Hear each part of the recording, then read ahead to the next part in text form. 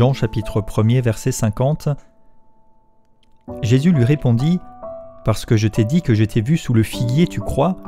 Tu verras de plus grandes choses que celles-ci. » Et il lui dit : « En vérité, vous verrez désormais le ciel ouvert et les anges de Dieu monter et descendre au-dessus du Fils de l'homme. » Nous avons ici la suite de la discussion de Jésus avec Nathanaël, qui venait d'avoir une révélation de qui est Christ.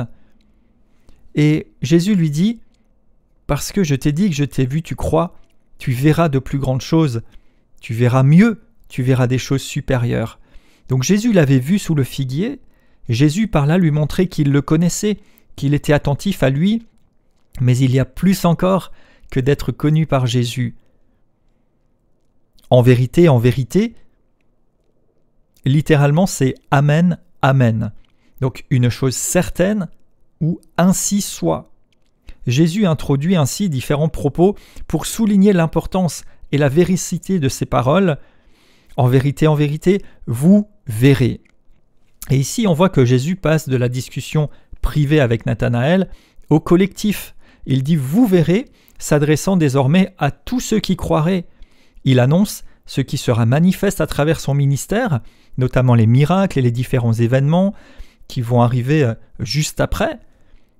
On peut voir aussi un lien avec l'expérience qu'a faite Jacob en Genèse 28, qui a vu une échelle de laquelle des anges montaient et descendaient, et disant ensuite « c'est ici la porte du ciel ». Et donc Jésus communique aussi avec le ciel, il révèle le céleste. Il est la porte qui donne accès aux réalités célestes, dès cette vie et pour l'éternité. Plus tard dans le livre des Actes, Paul et Étienne ont une vision du ciel ouvert. Dans l'Apocalypse, Jean rapporte ce qu'il a vu et l'appel qu'il a entendu résonner monte ici. Et il y a aussi une référence à ce que Jésus fera plus tard et à son retour en gloire. Il parle ici du Fils de l'homme. Fils de l'homme, c'est une expression par laquelle Jésus se désigne lui-même. Et par là, il indique son humanité. Bien qu'il soit pleinement Dieu, il s'est identifié à nous. Et l'accomplissement des prophéties qui ont été données sur lui dans son humanité ou dans son incarnation. Nathanaël, juste avant, avait souligné sa divinité et sa royauté. Et Jésus complète que pour ce temps-là, pendant qu'il était avec eux sur la terre, il était dans son humanité. Et de par cette possibilité-là, eh bien, il allait pouvoir faire la médiation. 1 Timothée 2, verset 5 dit qu'il y a un seul médiateur entre Dieu et les hommes, Jésus-Christ, homme. Donc cette médiation va revêtir la même nature, de manière à ce qu'il puisse compatir, comme dit le livre aux Hébreux, avec nous et satisfaire la justice de Dieu. Donc ici, Jésus annonce à Nathanaël : « Tu crois, tu verras des choses plus grandes. » Des choses plus grandes que Jésus lui disant qui il était. Certainement, Jésus avait-il vu et sondé le cœur de Nathanaël. Il devait savoir à quoi il pensait, à quoi il aspirait sous ce figuier, et certainement qu'il voulait faire pour lui des choses encore plus grandes que celles qu'il espérait ou qu'il demandait. Et pour nous aussi, Dieu nous dit : si tu crois, tu verras des choses plus grandes. Parce que tu crois, tu verras des choses plus grandes. Peut-être des choses même encore plus grandes que ce que tu as demandé ou espéré. Éphésiens 3, verset 20 dit « À celui qui peut faire, par la puissance qui agit en nous, infiniment au-delà de ce que nous demandons ou pensons, à lui soit la gloire. » Donc Jésus se révèle comme celui qui nous connaît, qui sait où nous sommes, ce que nous pensons, il entend nos demandes, et il peut révéler par moments des détails inconnus pour nous interpeller, nous convaincre, mais il ne s'arrête pas à cela. Et parfois il peut utiliser quelqu'un qui va savoir de façon surnaturelle, par un don de l'esprit par exemple, des éléments au sujet de quelqu'un d'autre, mais c'est juste pour l'interpeller, pour attirer l'attention, ce n'est pas une fin en soi. Le but, c'est d'ouvrir le cœur et d'amener un message, d'amener à le connaître, d'aller plus loin avec lui. Les révélations, que ce soit la connaissance, la prophétie, ne servent pas juste à énoncer des faits et s'arrêter là comme montrant « moi je sais des choses », mais ça doit créer un tremplin vers une situation nouvelle. La prophétie doit exhorter, consoler, amener de l'avant. La prophétie doit créer une situation nouvelle. En tout cas, pour revenir au texte, si l'on croit qui est Jésus, on en verra des effets. Jésus, en réponse à la foi, donne davantage, encore et encore, dans sa grâce. Il promet, par l'œuvre de son esprit, d'amener le croyant de gloire en gloire. Plus encore que tout, il y aura la gloire à venir dans l'éternité qui surpassera tout le reste, mais la foi va amener des effets. La rencontre avec Jésus, la connaissance qu'a Jésus de nous et que nous pouvons avoir de lui ne se limite pas juste à quelque chose comme ça de très restreint dans un petit périmètre, mais doit amener à d'autres choses, des choses plus grandes.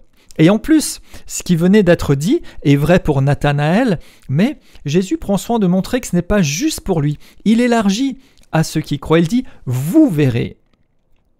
À la fin de l'évangile de Marc, il est dit « voici les signes qui accompagneront ceux qui auront cru ». Et au verset 20, il est dit que Jésus confirmait sa parole par les miracles qui l'accompagnaient. Jésus annonce aussi que celui qui croit en lui ferait les mêmes œuvres que lui et de plus grandes. Donc Jésus montre ici qu'il inaugure une réalité, qu'il ouvre la voie, qu'il est comme cette porte du ciel vers des réalités plus grandes. Et il nous appartient de croire et voir, être fidèle et croire, même pour des choses qui paraissent simples et basiques, mais cela nous prépare à davantage. Jésus dit aussi à celui qui est fidèle en peu de choses, on confiera beaucoup. L'Épître aux Hébreux exhorte au sujet de la foi en rappelant le vécu, même des patriarches, puis beaucoup plus loin en disant que c'est par la foi que les choses sont obtenues, c'est par la foi qu'elles se réalisent. Et Jésus annonce ici « Vous verrez le ciel ouvert et les anges de Dieu monter et descendre au-dessus du Fils de l'homme ». Jésus ouvre le ciel. Pendant son ministère terrestre, cela se faisait à travers lui, à travers sa présence et ses œuvres puissantes, mais ensuite par l'œuvre de rédemption, par sa mort et sa résurrection, et par l'Esprit répandu, eh bien il a ouvert la voie, il a ouvert l'accès au ciel, pour que nous puissions vivre ce que l'on pourrait appeler comme le ciel sur la terre dès maintenant. Nous pouvons avoir un point de contact avec le céleste grâce à l'œuvre accomplie de Christ. Il est la porte, il est la voie, et il y a des interactions qui se font entre le ciel et la terre quand nous sommes en Christ. L'Épître aux Éphésiens dit aussi que Dieu a voulu tout réunir en Christ, celles qui sont dans les cieux et celles qui sont sur la terre. Donc nous avons accès au céleste. Les contemporains de Jésus ont pu voir des effets, des manifestations célestes à travers notamment les miracles et les œuvres merveilleuses qu'il a accomplies dans son humanité. Mais aujourd'hui encore, nous pouvons vivre et voir les réalités célestes à travers le lien, le rapport que nous avons en Christ avec les choses d'en haut. D'ailleurs, la Bible nous encourage, recherchez les choses d'en haut, aspirez après les choses d'en haut, et non seulement celles qui sont sur la terre. Alors je reconnais que Jésus est le médiateur entre Dieu et les hommes, le seul médiateur. Il est la porte du céleste. Je déclare que je vis en conformité avec sa nature. Je vis conformément au salut qu'il a acquis pour moi. J'associe foi à ce qu'il me dit. J'ai foi dans sa parole. Je crois et je déclare ses vérités sur moi. Je reconnais les œuvres de Dieu dans ma vie. Je crois et je verrai des choses plus grandes. Je déclare le ciel ouvert et les anges de Dieu circulant. Je déclare les réalités célestes manifestées dans ma vie et pour ceux avec qui j'entre en contact, à la gloire de Dieu.